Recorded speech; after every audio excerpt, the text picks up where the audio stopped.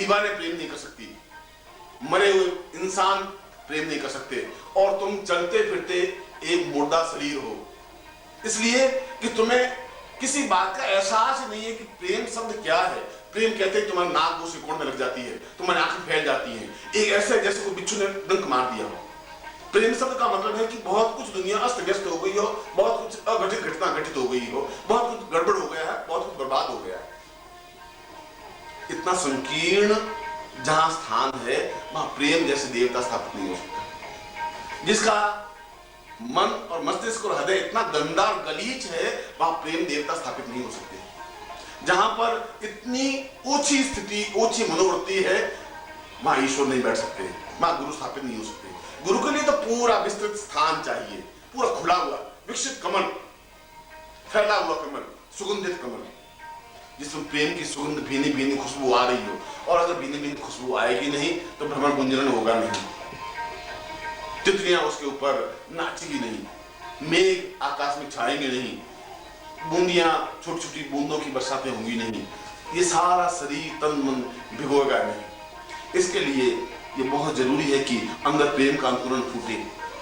इसके लिए जरूरी है कि अंदर एक चिंगारी से जागृत हो। इसके लिए जरूरी है कि अंदर एक स्थिति पैदा हो, और यह स्थिति, ये जागरण, ये चैतन्यता तब पैदा हो सकती है जब हम किसी को अपने अंदर उतारने का प्रयास करें, हम समर्पित हों, हम पूरी तरह से उसमें डूबे, हम प्यार कर सकें, प्रेम कर सकें, एक चैतन्यता ला सकें, हम सब कुछ समाप्त कर सकें, दे सकें, अपने आप को मिटा सकें। लेने की तो भावना है ही नहीं, प्रेम लेना जानता ही नहीं।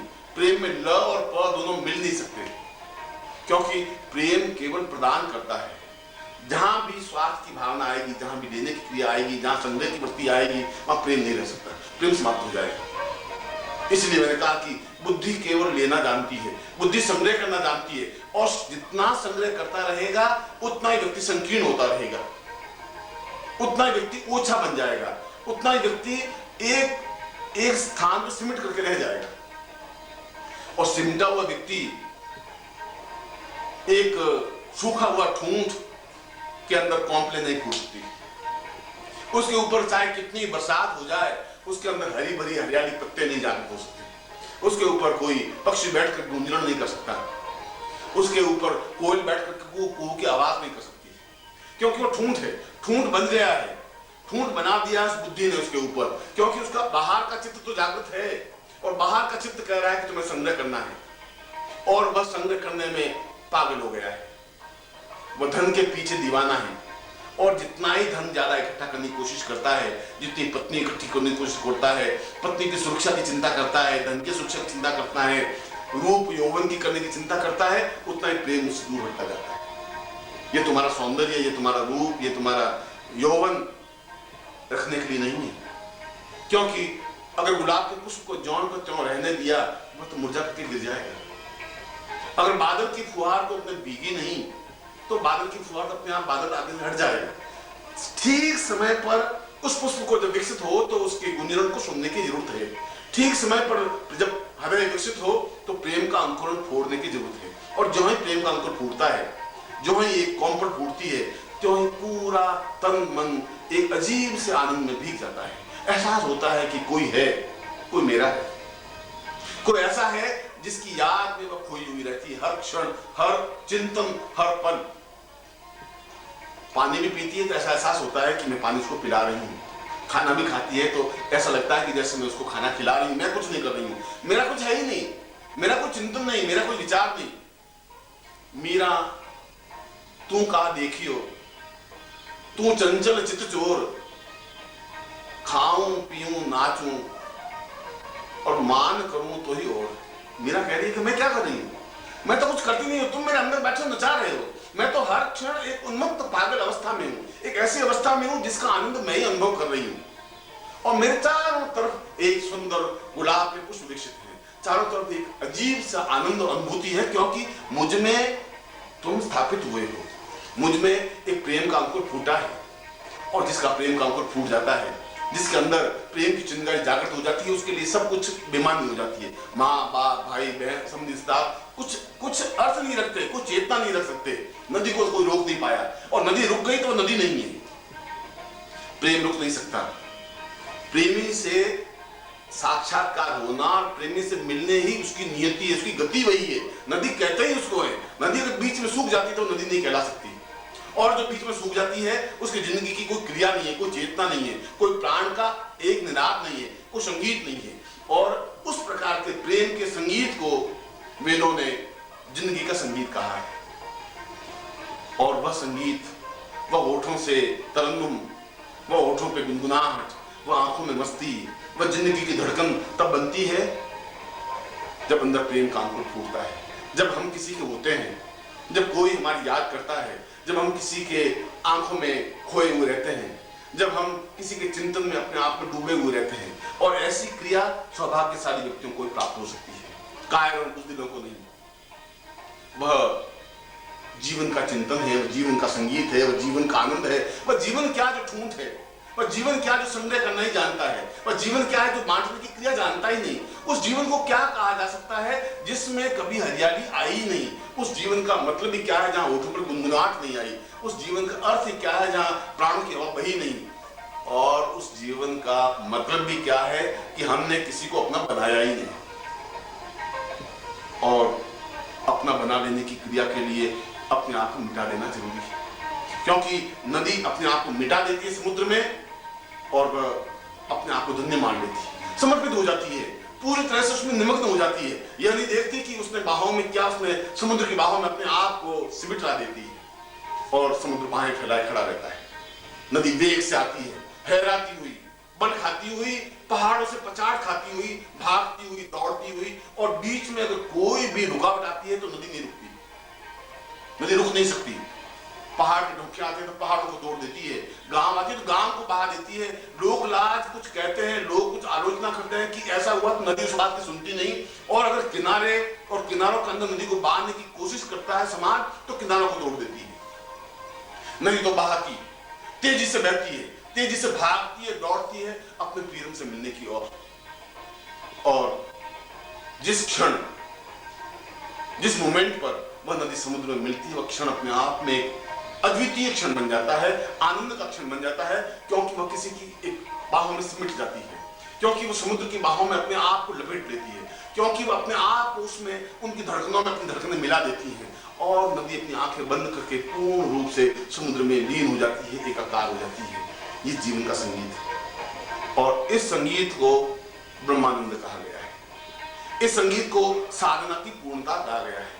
इस संगीत को, इस समिट जाना को, अपने आप को समर्पित कर देने की क्रिया को ब्रह्म की पूर्ण उपलब्धि कहा है।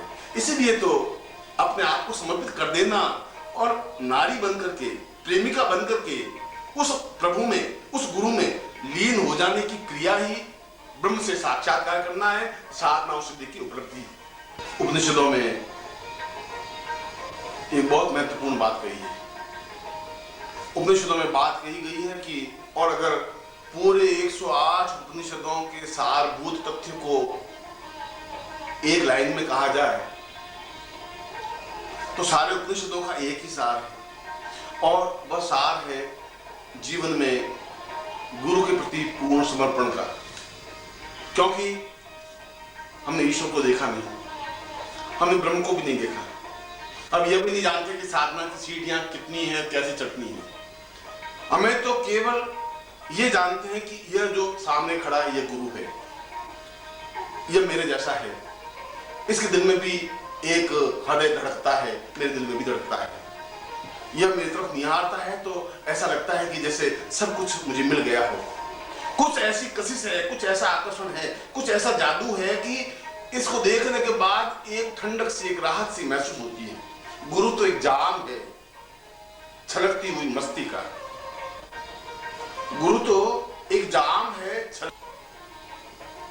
गुरु तो लबालब भरा हुआ मस्ती का जाम है पूरी तरह से। अब तुझे सलीका ही नहीं आता है उस सलीका, उस जाम को पीने का, तुझे ज्ञान ही नहीं है कि जाम को कैसे पिया जाए, तो कोई कितना ही समझाए, उपनिषद क्या, वेद पुराण साक्षात ईश्वर तेरे सामने आके खड़ा भी हो जाए तो तू समझ नहीं सकेगा। वह जाम उठाना पड़ेगा तुझे। आगे बढ़ना पड़ेगा और उठाकर उस जाम को तुम्हें पीना पड़ेगा। वो गुरु का जो जाम है, पीने से एक एहसास होता है, एक तृप्ति आती है, एक चेतनता आती है, क्योंकि वह मेरे जैसा है, मेरे जैसा दिल धड़कता है, मेरे जैसा प्राण है, मेरे जैसी चेतना है, मेरे उसमें कुछ ज्यादा अंतर है नहीं।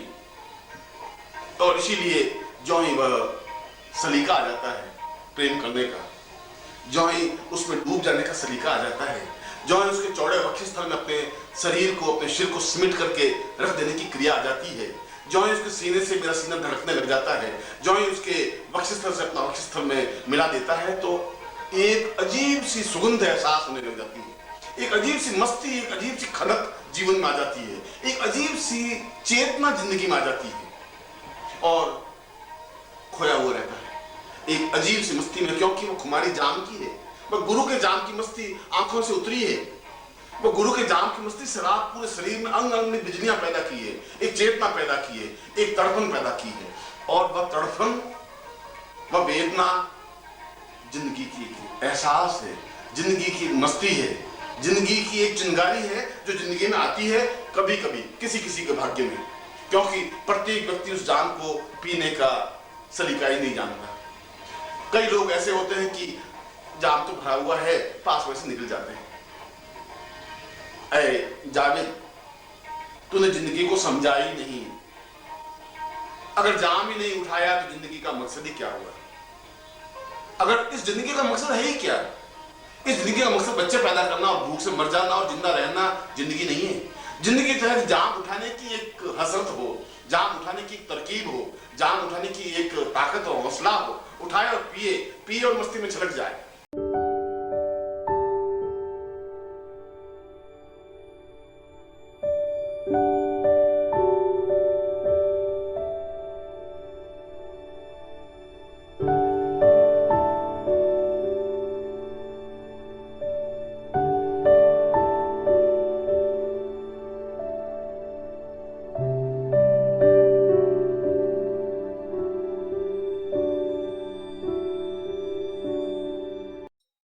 ओम परम तत्वाय नारायणाय गुरुभ्यो नमः। ओम ह्रीं मम प्राण देह रोम प्रतिरोम चैतन्य जाग्रय ह्रीं ओम नमः। ओम भूर्भुवः स्वः तत्सवितुर्वरेण्यं भर्गो देवस्य धीमहि धियो यो नः प्रचोदयात्।